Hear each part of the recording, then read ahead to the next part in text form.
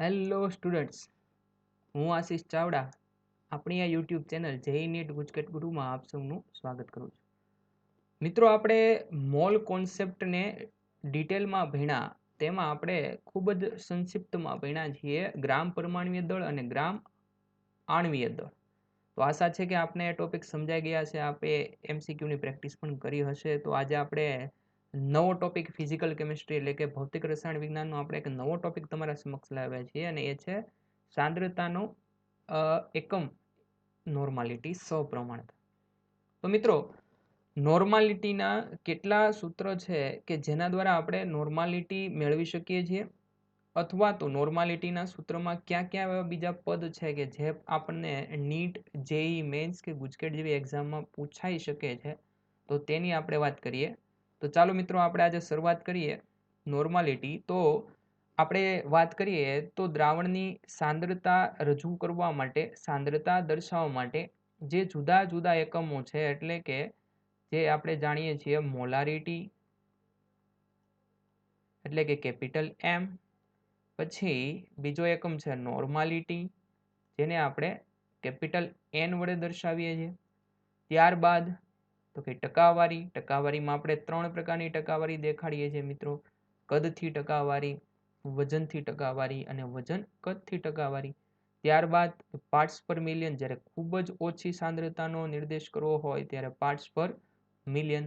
તો આ બધા જે આપણે એકમો લખેલા છે મિત્રો, એમાંથી આપણે આજે સાંદ્રતાનો એક એવો એકમની વાત કરશું કે જે આપણને જેઈ મેન્સ, નીટ અથવા તો ગુજકેટ જેવી એક્ઝામમાં પૂછાઈ શકે. તો ચાલો મિત્રો, આજે આપણે નોર્માલિટી વિશે વધારે માહિતી મેળવીએ. તો ચાલો મિત્રો, નોર્મલી આપણે જ્યારે સાંદ્રતાની અભિવ્યક્તિ કરતા હોઈએ ત્યારે જે મોલારિટી બાદ કોઈ એકમ એવો કે જેનો સૌથી વધારે ઉપયોગ કરવામાં આવતો હોય તો એ છે નોર્માલિટી. તો નોર્માલિટીને જેમ આપણે ઉપરના ભાગે દેખાડેલું છે અહીંયા કે નોર્માલિટીને આપણે કેપિટલ એન વડે દેખાડતા હોઈએ છીએ. તો મિત્રો, અહીંયા આપણે નોર્માલિટી કેવી રીતે કહી શકીએ? તો નોર્માલિટીની એક સરળ સમજૂતી: 1 લિટર દ્રાવણ લઈએ, કોઈ પદાર્થનું 1 લિટર દ્રાવણ લઈએ અને મિત્રો, જ્યારે આ 1 લિટર દ્રાવણમાં 1 ગ્રામ, ખાસ યાદ રાખજો મિત્રો, 1 ગ્રામ તુલ્યાંક. હવે 1 ગ્રામ તુલ્યાંક કઈ રીતે દર્શાવી શકે, તુલ્યાંક કોને કહેવાય, બધી જ માહિતી આપણે મેળવશું. પણ એક સરળ શબ્દોમાં સમજૂતી આપીએ તો 1 લિટર દ્રાવણમાં 1 ગ્રામ તુલ્યાંક દ્રાવ્ય થયેલો હોય તો બનતા દ્રાવણની સાંદ્રતા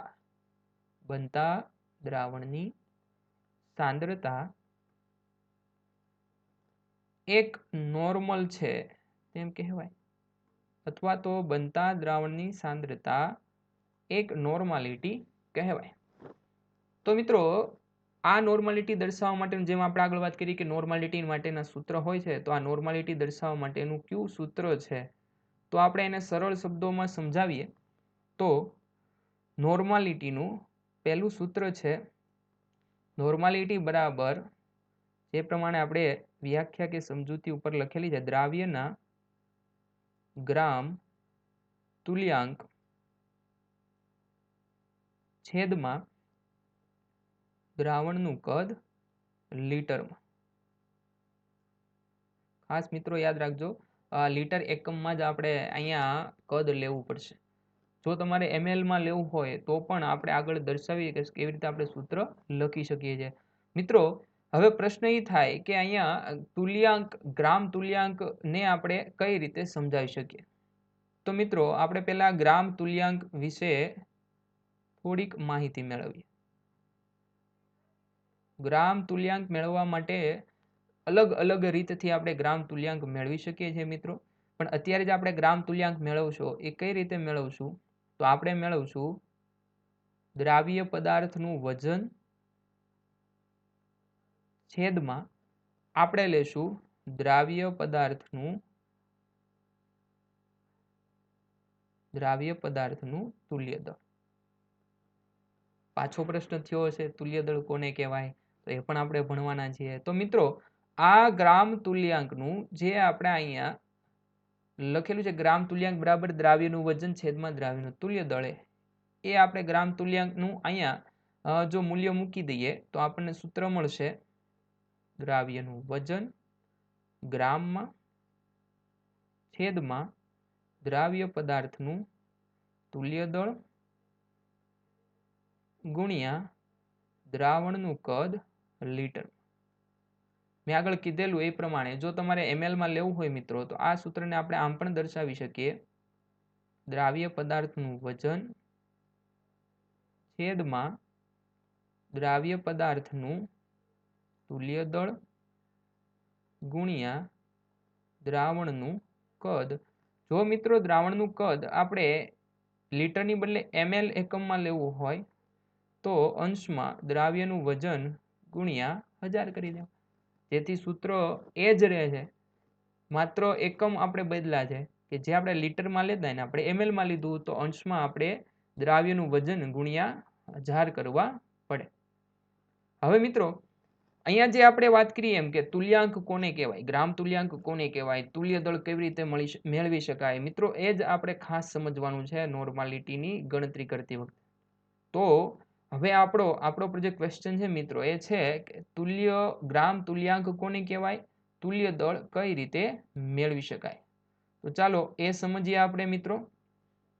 તો આપણે આ જે આપણે સૂત્ર મેળવ્યું છે એને આપણે જો ટૂંકમાં દેખાડીએ તો નોર્માલિટી બરાબર દ્રાવ્યનું વજન, જો દ્રાવ્યના વજનને આપણે WB વડે દર્શાવીએ તો WB ગુણ્યા 1000 છેદમાં દ્રાવ્યનું તુલ્ય દળ, તુલ્ય દળને આપણે ઇંગ્લિશમાં ઇક્વિવેલન્ટ વેઇટ બોલીએ છીએ, એના માટે સંજ્ઞા છે EQ અને દ્રાવણનું કદ છે લીટરમાં, તો અહીંયા આપણે ml લખશું કેમ કે અહીંયા 1000 લખેલું છે, અથવા તો આ સૂત્રને આમ પણ લખી શકાય, આપ સૌ જાણો છો WB છેદમાં EQ ગુણ્યા VL, જ્યાં દ્રાવણનું કદ આપણે લીટરમાં લઈએ। તો મિત્રો આ થયા આપણા નોર્માલિટીના ખૂબ સરળ સૂત્ર, નોર્માલિટીના બે ખૂબ સરળ સૂત્ર। હવે પાછો પ્રશ્ન એ જ છે આપણો કે ગ્રામ તુલ્યાંક અને તુલ્ય દળ કેવી રીતે મેળવી શકાય, એને કેવી રીતે સમજાવી શકાય। તો ચાલો આપણે હવે જોઈએ કે કેવી રીતે આપણે ગ્રામ તુલ્યાંક મેળવી શકીએ, અથવા એને તુલ્યતા પણ કહેવામાં આવે છે। તો જો આપણે તુલ્યતા, ખાસ મિત્રો શીખજો, આના આધારે ઘણા બધા ક્વેશ્ચન પૂછવામાં આવે છે, અથવા આપણે એમ કહીએ ગ્રામ તુલ્યાંક મેળવવા હોય તો કઈ રીતે મેળવી શકાય। તો એના માટે જુદા જુદા સૂત્રો છે અને જુદા જુદા સૂત્રોનો આપણે કોઈ પણ એક સૂત્રનો રકમ મુજબ ઉપયોગ કરી અને આપણે તુલ્યાંક મેળવી શકીએ છીએ। તો મિત્રો કયા કયા સૂત્રો છે, તો પહેલું સૂત્ર છે ગ્રામ તુલ્યાંક બરાબર જે આપણે અહીંયા જો ખરેખર તમે જુઓ તો આપણે આ એક સૂત્ર તો અહીંયા લખેલું જ છે કે જે આપણે અહીંયા શરૂઆતમાં જે પહેલું સૂત્ર લીધેલું છે મિત્રો, તો અહીંયા ઉપર આપણે જોઈએ ખાસ કે અહીંયા જે આપણે ગ્રામ તુલ્યાંક એવું લખેલું છે, તો જ્યારે આપણે એની કિંમત મૂકેલી છે અથવા તો એનું આપણે એક સરળ સ્વરૂપ આપેલું છે ત્યારે આપણે લખેલું છે દ્રાવ્યનું વજન છેદમાં દ્રાવ્યનું તુલ્ય દળ, દ્રાવ્યનું વજન છેદમાં દ્રાવ્યનું તુલ્ય દળ। તો પેલું જ આપણને મળે છે તુલ્યાંકનું સૂત્ર કે દ્રાવ્યનું વજન છેદમાં દ્રાવ્યનું તુલ્ય દળ। તો પેલું સૂત્ર તો આ બનશે મિત્રો। બીજું સૂત્ર આપણે કયું લખી શકીએ મિત્રો, તો બીજું સૂત્ર આપણે આ પણ લખી શકીએ છીએ, જેને આપણે અહીંયા નીચે જ દર્શાવીએ છીએ। મિત્રો ખાસ યાદ રાખજો કયા કયા સૂત્ર વડે આપણે ગ્રામ તુલ્યાંકનો નિર્દેશ કરી શકીએ છીએ, આ બહુ જ કામ આવશે આપણને। બીજું સૂત્ર, જો આપણે ગ્રામ તુલ્યાંકનું બીજું સૂત્ર લઈએ તો એ આપણને મળશે મિત્રો દ્રાવ્ય પદાર્થનું વજન, માફ કરજો આપણે અહીંયા બધું જ સ્પષ્ટ લખશું કે વજન એટલે દ્રાવ્ય પદાર્થનું વજન લેવાનું છે મિત્રો, દ્રાવ્યનું વજન છેદમાં અહીંયા આપણે લેશું મિત્રો દ્રાવ્ય પદાર્થનું આણ્વીય દળ, દ્રાવ્ય પદાર્થનું આણ્વીય દળ, અને મિત્રો ખાસ ધ્યાન રાખશું આપણે અહીંયા લેશું એને ગુણ્યા વેલેન્સી ફેક્ટર કે જેને આપણે એન ફેક્ટર પણ કહીએ છીએ, અથવા તો આપણે એને ગુજરાતીમાં કહીએ સંયોજકતા અવયવ। ફરીથી મિત્રો ઘણા બધા મને ખ્યાલ છે કે તમારા મનમાં ઘણા બધા પ્રશ્નો છે કે તુલ્ય દળ કેવી રીતે મેળવી શકાય, સંયોજકતા અવયવ કેવી રીતે મૂકી શકાય કોઈ પદાર્થ માટે, કોઈ પદાર્થના દ્રાવણ માટે, એ બધું જ આપણે જોવાનું છે। પણ પહેલા આપણે ગ્રામ તુલ્યાંકના થોડાક સૂત્ર જોઈ લઈએ, પછી આપણે બધા જ ની માહિતી મેળવશું। તો આપણે ત્રીજું જોઈએ કે ગ્રામ તુલ્યાંક મેળવવા માટેનું ત્રીજું સૂત્ર। તો મિત્રો હવે તમને ખ્યાલ જ હોય કે દ્રાવ્યનું વજન છેદમાં દ્રાવ્યનું આણ્વીય દળ। તો દ્રાવ્યનું વજન છેદમાં આણ્વીય દળ એટલે દ્રાવ્યના મોલ કહી શકાય। તો અહીંયા એમ પણ લખી શકાય કે દ્રાવ્યના મોલ ગુણ્યા વેલેન્સી ફેક્ટર એટલે કે સંયોજકતા અવયવ। ઘણી વખત આપણે એને સ્મોલ n વડે પણ દર્શાવીએ છીએ, ઘણી વખતે આપણે એને VF પણ લખીએ છીએ, વેલેન્સી ફેક્ટર। તો આ સૂત્ર દ્વારા પણ ગ્રામ તુલ્યાંક મેળવી શકાય। આ ઉપરાંત મિત્રો ગ્રામ તુલ્યાંક મેળવવા માટે હજી એક સૂત્રનો પણ આપણે ઉપયોગ કરી શકીએ, જે આપણે શરૂઆતમાં જ જે આપણે નોર્માલિટીનું સૂત્ર લખેલું હતું એ મુજબ આપણે આ ગ્રામ તુલ્યાંક મેળવી શકીએ છીએ। મિત્રો આપણે લખેલું હતું કે નોર્માલિટી બરાબર ગ્રામ તુલ્યાંક ના છેદમાં દ્રાવણનું કદ। તો અહીંયા ગ્રામ તુલ્યાંક આપણે આ સૂત્રનો ઉપયોગ કરીએ અને ગ્રામ તુલ્યાંક બરાબર આમ પણ લખી શકાય ને કે n એટલે કે નોર્માલિટી ગુણ્યા દ્રાવણનું કદ લીટરમાં। તો મિત્રો આવી રીતે આ 4 સૂત્ર દ્વારા તમે ગ્રામ તુલ્યાંક મેળવી શકો। તો પ્રશ્ન એ થાય છે, હજી પણ હું જાણું છું કે તુલ્ય દળ કેવી રીતે મેળવી શકાય, તો આપણે તુલ્ય દળ કઈ કઈ રીતે મેળવી શકાય એ પણ જોવાનું છે મિત્રો। તો ચાલો એ આપણે જોઈએ। મિત્રો આપણે જો તુલ્ય દળની વાત કરીએ તો તુલ્ય દળ કઈ રીતે મેળવી શકાય, તો એ આપણે જેમ વાત કરેલી કે જે આપણે ખાસ શીખવા લાયક જે બાબત છે એ છે તુલ્ય દળ મેળવવું અથવા તો ગ્રામ તુલ્યાંક કઈ રીતે મેળવવા।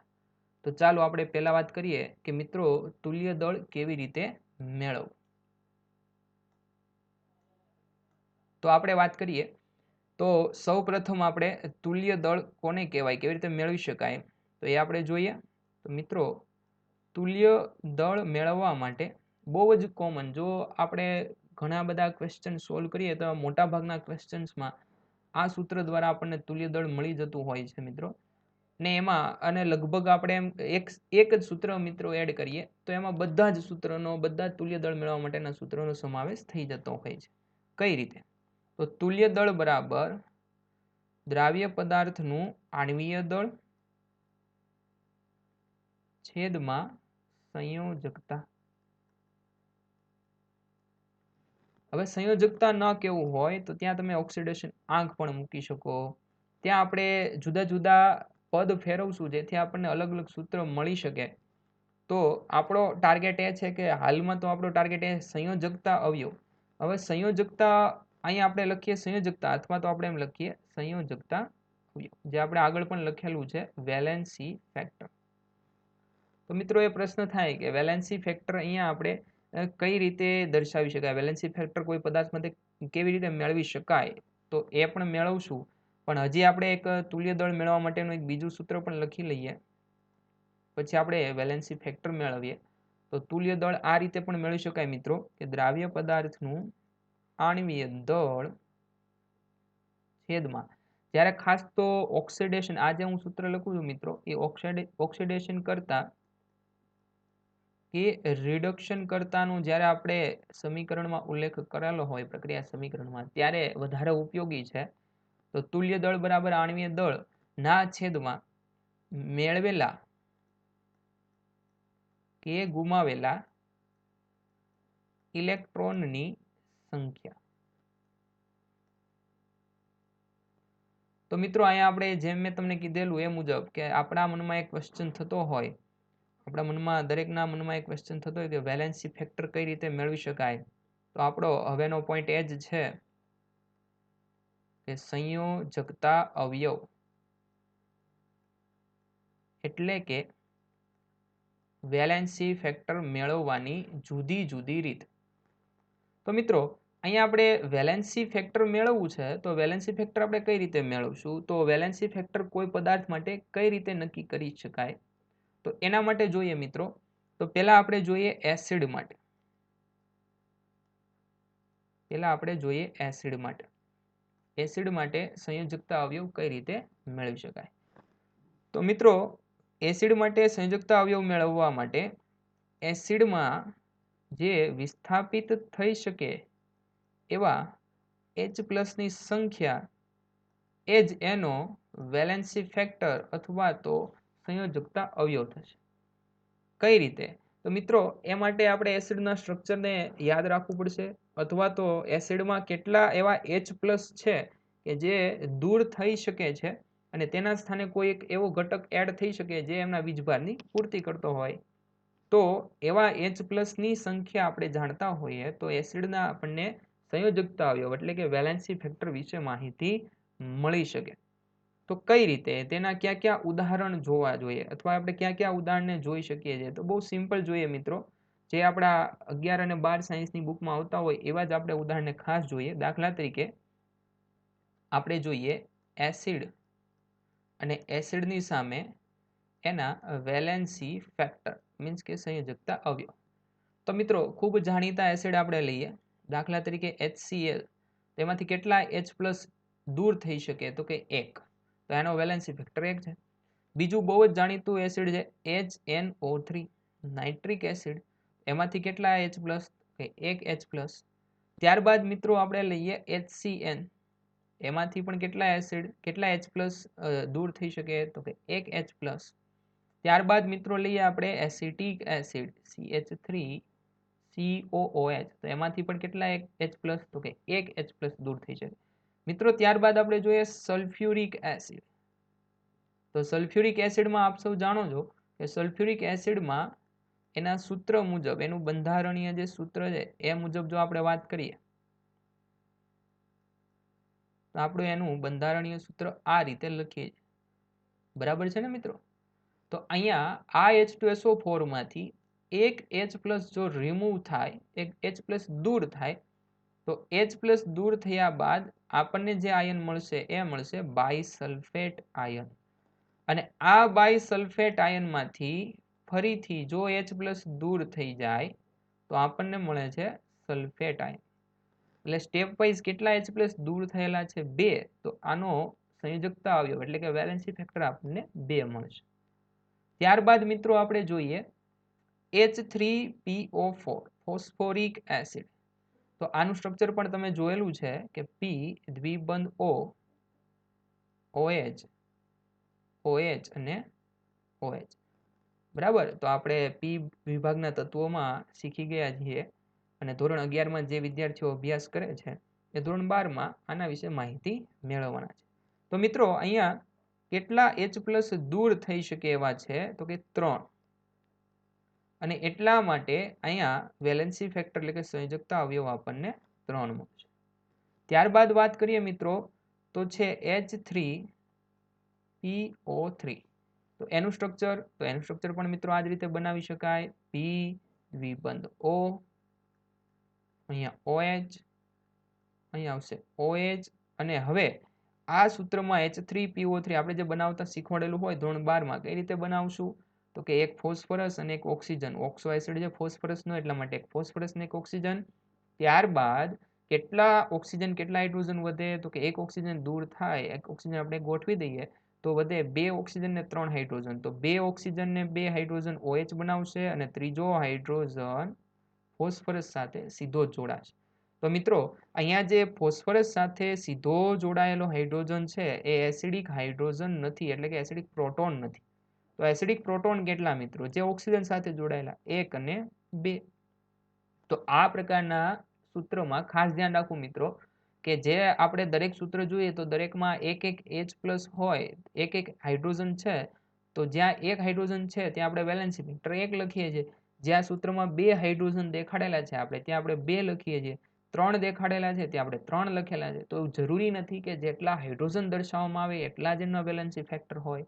તો એ પણ ખાસ ધ્યાન રાખવું. તો એના બંધારણ ઉપરથી ખ્યાલ આવે. તો અહીંયા દૂર થતા H+ કે વિસ્થાપિત થતા H+ ની સંખ્યા માત્ર 2 છે. તો ખાસ ધ્યાન રાખવું મિત્રો, ઉતાવળમાં અહીંયા 3 છે તો હાઇડ્રોજન 3 હોય તો સીધું જ વિસ્થાપિત થતા H+ 3 લઈ લેવા નહીં. ત્યારબાદ આપણને આપેલું છે H3PO2. તો મિત્રો આનું સૂત્ર આપણે જોઈએ તો આનું સૂત્ર આપણે કઈ રીતે દર્શાવી શકીએ તો P દ્વિબંધ O. પછી આપણે જે રીતે શીખવાડ્યું છે મિત્રો એ રીતે હમણાં આપણે જે તમને કીધું કે H3PO2 એમાંથી P અને O દૂર થઈ જાય તો એક ઓક્સિજન અને 3 હાઇડ્રોજન વધે. તો એક ઓક્સિજન ને એક હાઇડ્રોજનને OH સ્વરૂપમાં જોડી દઈએ તો વધશે 2 હાઇડ્રોજન. તો 1 અને 2 હાઇડ્રોજન. તો અહીંયા મિત્રો જે દૂર થઈ શકે એવો H+ કેટલા તો કે દૂર થઈ શકે H+ એવી સંખ્યા માત્ર 1. કેમ કે આપણે આગળ પણ જોયું કે pH બંધ તૂટે તો એમાંથી H+ દૂર થઈ શકતા નથી, એટલે કે pH બંધમાં આ H+ એસિડિક H+ બનતો, આ હાઇડ્રોજન એસિડિક બનતો નથી, એટલે કે એસિડિક ગુણ દર્શાવી શકતો નથી. તો અહીંયા આપણે કેટલા H દર્શાવશું દૂર થઈ શકે એવા તો મિત્રો માત્ર ને માત્ર 1. તો આનો વેલેન્સી ફેક્ટર આપણને 1 મળશે. તો મિત્રો આમ તમે ઘણા બધા એસિડ માટે વેલેન્સી ફેક્ટર લઈ શકો, પણ એના માટે તમને એનું બંધારણ ખ્યાલ હોવું ખૂબ જરૂરી છે. તો ચાલો મિત્રો હવે આપણે જોઈએ કે બેઝમાં કેવી રીતે આપણે વેલેન્સી ફેક્ટર મેળવી શકીએ. બેઝ માટે વાત કરીએ મિત્રો તો સ્વાભાવિક છે કે બેઝમાં આપણે કોને ધ્યાનમાં લઈએ છીએ મિત્રો તો કે OH-. તો બેઝમાં જો વેલેન્સી ફેક્ટર જાણવું હોય મિત્રો તો અહીંયા આ રીતે લખી શકાય કે બેઝમાં વેલેન્સી ફેક્ટર એટલે વિસ્થાપિત થતા OH- ની સંખ્યા. OH- ની સંખ્યા. તો અહીંયા આપણે જુદા જુદા સૂત્ર લઈએ, જેમ કે આપણે લઈએ NaOH. તો NaOH માં કેટલા OH મુક્ત થઈ શકે? 1. તો એનું વેલેન્સી ફેક્ટર 1 થશે. એવી રીતે મિત્રો KOH લઈ શકો તમે. તો KOH માં કેટલા આવશે? 1 આવશે. ત્યારબાદ તમે MgOH મેગ્નેશિયમ હાઇડ્રોક્સાઇડ પણ લઈ શકો, તો એના માટે કેટલા આવશે? 2. ત્યારબાદ એલ્યુમિનિયમ હાઇડ્રોક્સાઇડ, એના માટે કેટલા આવશે? 3. તો આવી રીતે બેઝ માટે પણ તમે દર્શાવી શકો. તો હવે મિત્રો આપણે વાત કરીએ કે આપણી પાસે કોઈ ક્ષાર હોય, એસિડ અને બેઝ પ્રક્રિયા કરીને ક્ષાર બનાવેલા હોય, તો ક્ષારમાં સોલ્ટમાં આપણે વેલેન્સી ફેક્ટર કઈ રીતે મેળવી શકીએ? તો ખાસ ધ્યાન રાખજો મિત્રો, એના માટે વેલેન્સી ફેક્ટર એટલે કુલ ધન વીજભાર અથવા તો કુલ ઋણ વીજભારની જે સંખ્યા મળશે મિત્રો એ જ આપણો સંયોજકતા અવયવ થશે. આપણને પણ ખ્યાલ છે કે જે ક્ષાર હોય એમાં જેટલો ધન વીજભાર હોય સામે તેટલો જ ઋણ વીજભાર હોય, જેના લીધે એનો વીજભાર શૂન્ય થતો હોય, ન્યુટ્રલ બનતો હોય ક્ષાર. તો એના માટે આપણે ઉદાહરણ જોઈએ કયા પ્રકારના ક્ષારની આપણે વાત કરી શકીએ. તો અહીંયા આપણે ક્ષાર લખીએ છીએ અને એની સામે એનું વેલેન્સી ફેક્ટર મીન્સ કે સંયોજકતા અવયવ દર્શાવે. દાખલા તરીકે મિત્રો ખૂબ જ જાણીતો ક્ષાર છે NaCl. તો એના માટે વેલેન્સી ફેક્ટર કેટલો? 1. કેમ કે આપણે બધાને ખ્યાલ છે કે NaCl-માં Na+ અને Cl- સ્થિર વિદ્યુતીય આકર્ષણ બળથી જોડાયેલા.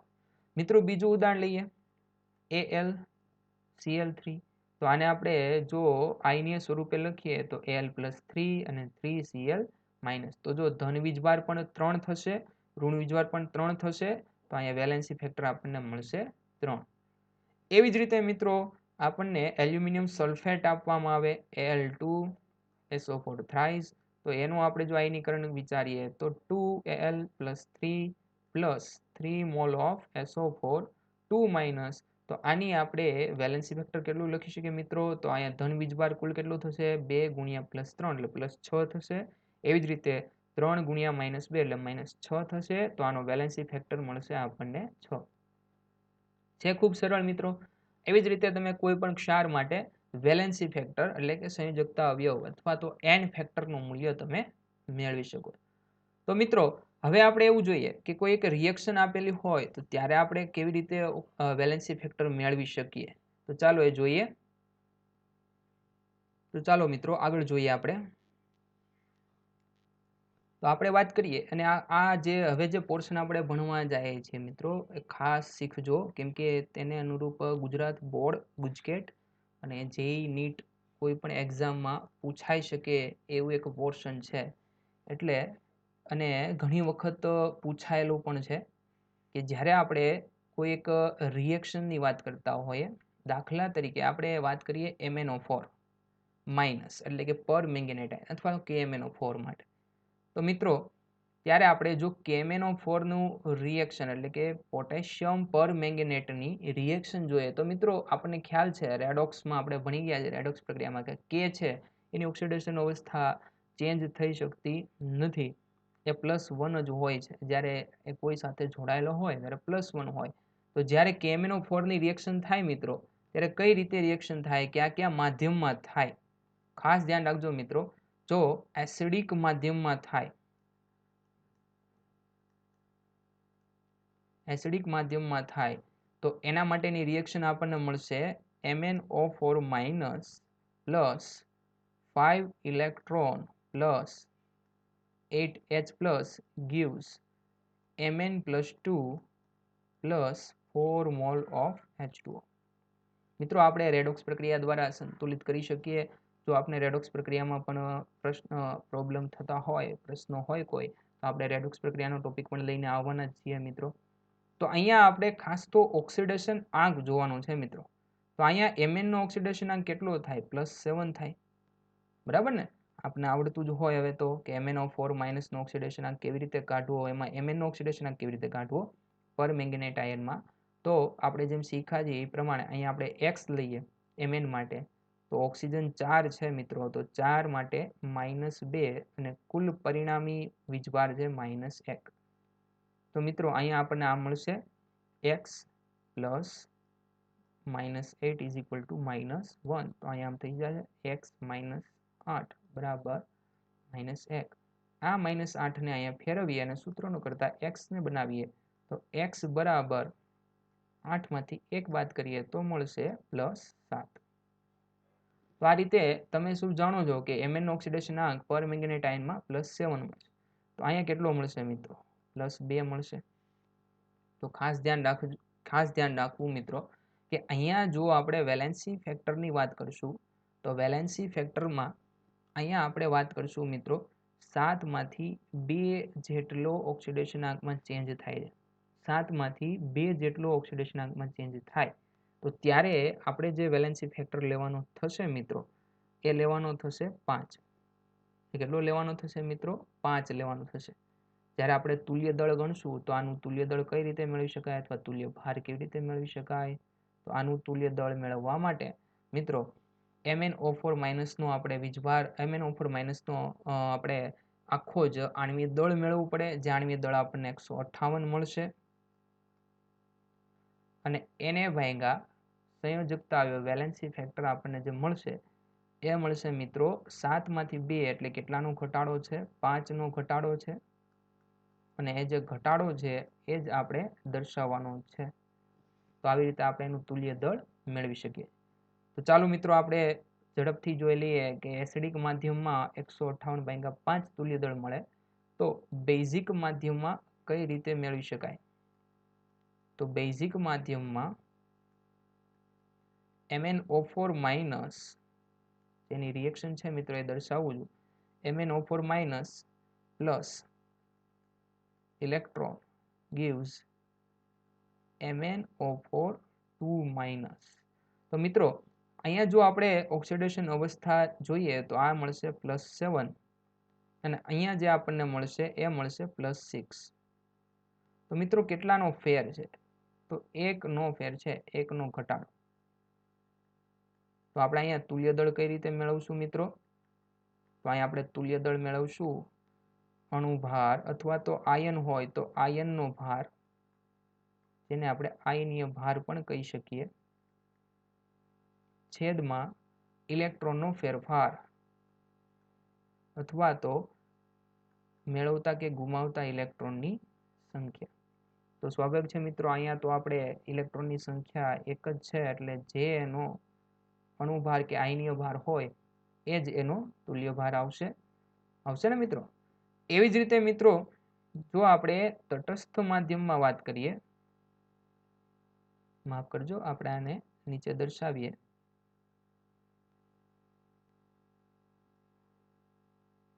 જો મિત્રો આપણે એની તટસ્થ માધ્યમમાં વાત કરીએ તો તટસ્થ માધ્યમમાં આપણને કેવી રીતના રિએક્શન મળશે મિત્રો? તો આપણને જે રિએક્શન મળશે એ મળશે MnO4 minus plus 3 mole of electron plus 4 mole H plus gives MnO2 plus 2 mole H2O. તો અહીંયા મિત્રો જો Mn ની ઓક્સિડેશન અવસ્થા +7 છે, અહીંયા કેટલી મળશે? વેરી ગુડ, +4 મળશે. તો કેટલાનો ઘટાડો છે મિત્રો? 3 નો ઘટાડો. તો અહીંયા દર વખતે MnO4 માઇનસ નો ઘટાડો થાય છે, મીન્સ કે પોતાનું ઓક્સિડેશન થાય છે કે પોતાનું રિડક્શન થાય, બરાબર. જ્યારે ઓક્સિડેશન આંક વધે તો ઓક્સિડેશન અને ઘટે તો રિડક્શન. તો અહીંયા MnO4 માઇનસ નું રિડક્શન તો બીજા માટે કેવા બનશે મિત્રો? ઓક્સિડેશન કરનાર. તો અહીંયા જ્યારે ઓક્સિડેશન કરનાર, ઓક્સિડેશન કરતા તરીકે જ્યારે ત્રણેય પ્રક્રિયાઓમાં જ્યારે વર્તે છે તો અહીંયા આપણને તુલ્ય દળ કઈ રીતે મળશે મિત્રો? તો હવે આપણને ખ્યાલ આવી ગયો હોય કે તુલ્ય દળ મેળવવા માટે આગળમાં જેવી રીતે આપણે જોયું હતું એવી જ રીતે તુલ્ય દળ બરાબર આયનીય દળ છેદમાં ઇલેક્ટ્રોનનો ફેરફાર, એટલે કે મેળવતા ઇલેક્ટ્રોન. અહીં કેટલું મળશે મિત્રો? તો અહીંયા મળશે 158/3. તો આ રીતે મિત્રો તમે તુલ્ય દળ મેળવી શકો. તો ચાલો મિત્રો હવે આપણે આગળ વધીએ. ફરીથી આપણે જે વાત કરી એમાં વાત કરીએ, આપણે જોઈએ, આપણે ફરીથી જોઈ લઈએ એકવાર, જેથી આપણને ફરીથી યાદ આવી જાય કે જો આપણે જે વેલેન્સી ફેક્ટરની વાત કરતા હતા સંયોજકતા અવયવની, તો મિત્રો આપણે જોયું કે એસિડ માટે સંયોજકતા અવયવ કઈ રીતે મેળવી શકાય અને આપણે જુદા જુદા એસિડ માટે સંયોજકતા અવયવ મેળવ્યા. બીજી આપણે વાત કરતા હતા બેઝ. તો મિત્રો બેઝમાં આપણે જોયું વિસ્થાપિત થતા OH માઇનસની સંખ્યા અને એના થોડાક ઉદાહરણ પણ જોયા. ત્યારબાદ આપણે વાત કરતા હતા ક્ષાર. તો ક્ષારમાં પણ આપણે ઉદાહરણ જોયા. વચ્ચે આપણે એવું પણ જોયું કે કોઈ રેડોક્સ પ્રક્રિયા હોય તો એના માટે તુલ્ય ભાર અને એના માટે વેલેન્સી ફેક્ટર કઈ રીતે મેળવી શકાય. હવે મિત્રો આપણે આગળ વધીએ. તો માની લો કે આપણી પાસે કોઈ અણુ છે, Cl2H2 એવા પ્રકારના કોઈ અણુ છે. તો એવા અણુ માટે કેવી રીતે મેળવી શકાય મિત્રો? તો અહીંયા આપણે એમ લખીએ સમાંગ અણુ, જેમાં બંને અથવા બેથી વધારે પરમાણુ જે આપણે લેતા હોય બંને એક જ પ્રકારના હોય એટલે આપણે એને સમાંગ અણુ કહીએ છીએ મિત્રો. તો જ્યારે કોઈ અણુ એક જ પ્રકારના, એક જ સરખા પરમાણુથી બનતો હોય તો આપણે એને સમાંગ અણુ કહીએ છીએ. તો સમાંગ અણુ માટે કઈ રીતે આપણે મેળવી શકીએ? તો પહેલા મિત્રો આપણે એક પરમાણુ માટે જોઈએ. તો પરમાણુ હાઇડ્રોજન. તો હાઇડ્રોજન નોર્મલી ઇલેક્ટ્રોન ગુમાવતા હોય તો H++ એક ઇલેક્ટ્રોન, તો અહીંયા એને એક ઇલેક્ટ્રોન ગુમાવ્યો છે મિત્રો, તો અહીંયા એનો વેલેન્સી ફેક્ટર 1 થશે. તો જોતા જ આપણને ખ્યાલ આવી જાય કે જ્યારે સમાંગ અણુ હોય ત્યારે વેલેન્સી ફેક્ટર કઈ રીતે લેવાનો હોય મિત્રો? વેરી ગુડ, ઉપરની પ્રક્રિયાની જેમ કે વિસ્થાપિત થતા ઇલેક્ટ્રોનની સંખ્યા પર. બરાબર. તો જો અહીંયા આપણે વેલેન્સી ફેક્ટર 1 લઈએ છીએ મિત્રો. એવી રીતે H2 અણુ માટે વિચારીએ તો ઉપરની રિએક્શન આવડે એટલે આપણને ખ્યાલ આવી જાય કે 2H+ 2 ઇલેક્ટ્રોન ગુમાવી દે તો વેલેન્સી ફેક્ટર 2. તો ચાલો મિત્રો બીજા ઉદાહરણ પણ આપણે જોઈ લઈએ. ખાલી ઓક્સિજન હોય તો ઓક્સિજન ઇલેક્ટ્રોન મેળવતા હોય છે, નોર્મલ ઇલેક્ટ્રોન મેળવતા હોય ને, તો 2 ઇલેક્ટ્રોન મેળવી અને O-2 એટલે કે ઓક્સાઇડ આયનમાં ફેરવાય તો એના વેલેન્સી ફેક્ટર 2. એવી જ રીતે મિત્રો O2 હોય તો O2 4 ઇલેક્ટ્રોન મેળવી અને 2O2- માં ફેરવાતા હોય તો વેલેન્સી ફેક્ટર 4. એવી જ રીતે મિત્રો ઓઝોન હોય O3 અને એમાંથી 3 મોલ ઓફ O2- બનતા હોય તો વેલેન્સી ફેક્ટર 6. એવી જ રીતે મિત્રો Cl કે I એટલે કે હેલોજન તત્વો હોય તો આપણને ખ્યાલ જ છે કે હેલોજન તત્વો ઇલેક્ટ્રોન મેળવે છે અને સામાન્ય રીતે હેલાઇડ આપે એની ઓક્સિડેશન અવસ્થા -1 લેતા હોઈએ તો એનો વિસ્થાપિત થતા ઇલેક્ટ્રોનની સંખ્યા 1, તો એનો વેલેન્સી ફેક્ટર આવશે 1. તો મિત્રો આવી રીતે હજી જો આપણે જોઈએ તો કોઈ આયનો માટે વાત કરીએ. આપણે કોઈ આયનો હોય તો આયનો માટે કઈ રીતે જોવાનું? તો આ તો તમે જાણો છો કે આયનો માટે ખાસ તો એનો વીજભાર, નાઇટ્રાઇડ આયન હોય તો એનો વેલેન્સી ફેક્ટર એનો વીજભાર 3. Cl- હોય તો આપણે જોયું હમણાં 1. આ બધા તમે રેડોક્સ પ્રક્રિયામાં જે પ્રમાણે આપણે જોયું છે એ પ્રમાણે આપણે જાણીએ. તો મિત્રો આવી રીતે આપણે વેલેન્સી ફેક્ટર મેળવી શકીએ, સંયોજકતા અવયવ આપણે મેળવી શકીએ, જેથી તુલ્ય દળ મેળવવું ખૂબ સરળ થઈ જાય. હવે મિત્રો આપણને તુલ્ય દળ મેળવતા આવડી જાય જો વેલેન્સી ફેક્ટર આપણે જાણતા હોઈએ તો મિત્રો આગળ હવે આપણે જોઈએ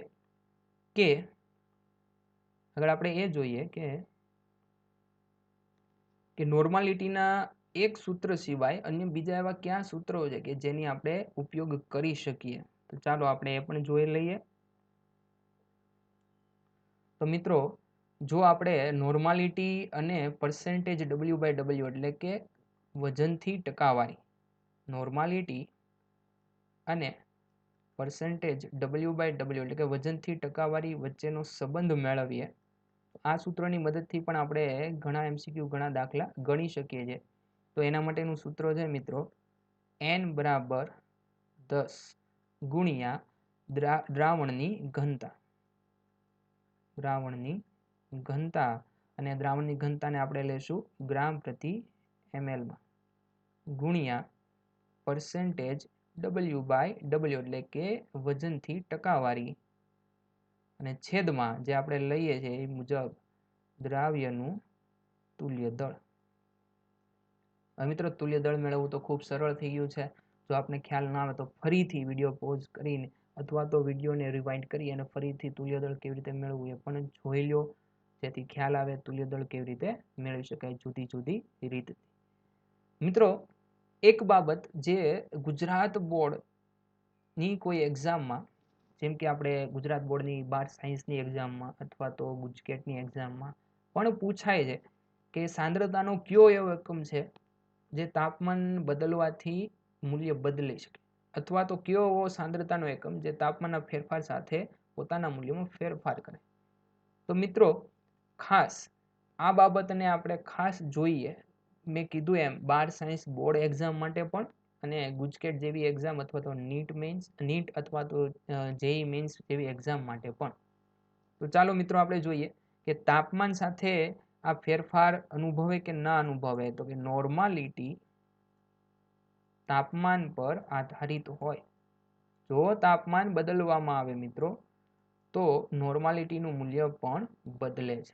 અને આપણે કેવી રીતે જાણીએ છીએ? તો મિત્રો જે સાંદ્રતાના એકમમાં, અને યાદ રાખવા માટે ખાસ યાદ રાખીએ, જે સાંદ્રતાના એકમમાં દ્રાવણનું કદ એવો ઉલ્લેખ થતો હોય એવા બધા જ સાંદ્રતાના એકમો તાપમાન સાથે સંબંધિત હોય, એટલે કે તાપમાનનું મૂલ્ય બદલાતા જે તે મૂલ્ય સાંદ્રતાના એકમનું બદલાતું હોય. તો નોર્માલિટી તાપમાન ઉપર આધારિત હોય મિત્રો, તો આપણે એને કેવી રીતે સમજાવી શકીએ? તો કે આમ પણ સમજાય કે PV બરાબર nRT મુજબ. જો અહીંયા આપણે વાત કરીએ કે V અને T એકબીજાના સમપ્રમાણમાં છે, એટલે કે જો મિત્રો આપણે તાપમાનનું મૂલ્ય વધારીએ, તાપમાન વધારતા દ્રાવણનું કદ પણ વધે, અને જો મિત્રો દ્રાવણનું કદ વધે તો એકમ કદમાં દ્રાવ્ય પદાર્થની સાંદ્રતા સંખ્યા ઘટે અને તેથી નોર્માલિટીનું મૂલ્ય પણ ઘટે મિત્રો. તો ખાસ ધ્યાન રાખીએ આ બાબતને. ગુજરાત બોર્ડના MCQ માટે પણ ખાસ ધ્યાન રાખીએ મિત્રો. અથવા મેં જેમ કીધું એમ કે ખૂબ કોમન ક્વેશ્ચન બને છે કે કયા મૂલ્ય સાંદ્રતાના તાપમાન પર આધારિત હોય, તાપમાન બદલાતા મૂલ્ય બદલાય. હવે મિત્રો વાત આવી કે આ નોર્માલિટીના જુદા જુદા એકમ આપણે કઈ રીતે દર્શાવી શકીએ. તો મિત્રો નોર્માલિટીના જો એકમની વાત કરીએ તો નોર્મલી આપણે 11-12 સાયન્સમાં પણ જોઈએ છે કે નોર્માલિટીના એકમમાં ખાસ દર વખતે આપણે દેખાડીએ છીએ કોઈ મૂલ્યની પાછળ કેપિટલ N, બરાબર ને? કેપિટલ N મીન્સ કે નોર્મલ, જેને આપણે નોર્મલ કહીએ છીએ. પણ નોર્મલી આપણે ખાસ તો નોર્મલ લખતા હોતા નથી, આપણે N વડે દર્શાવીએ છીએ, કેપિટલ N વડે. અથવા તો મિત્રો એને આપણે ગ્રામ તુલ્ય પ્રતિ લિટર વડે પણ દર્શાવી શકીએ. મિત્રો એક ખાસ ધ્યાન રાખીએ કે ઘણી વખત નોર્માલિટીના જે પ્રશ્નો હોય છે એમાં નોર્માલિટી એટલે કે આપણે સાંદ્રતા આપવામાં આવેલી હોય એ સાંદ્રતા માટે અલગ અલગ શબ્દોનો પ્રયોગ કરે. જેમ કે આપણને એમ કે ડેસી નોર્મલ દ્રાવણ છે, ડેસી નોર્મલ દ્રાવણ છે તો આપણે એના માટે લખી શકીએ n/10 એટલે કે 1/10 અને એટલે આપણને મળશે 0.1. તો 0.1 નોર્મલ કોઈ દ્રાવણ હોય તો એને આપણે ડેસી નોર્મલ દ્રાવણ કહીએ. એવી જ રીતે મિત્રો સેન્ટી નોર્મલ કે સેન્ટી નોર્મલ, તો સેન્ટી નોર્મલ માટે આપણે લખશું n/100.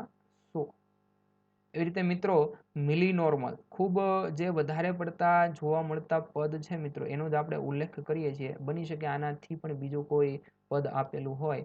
મિલી નોર્મલ, તો મિત્રો મિલી નોર્મલ એટલે n/1000.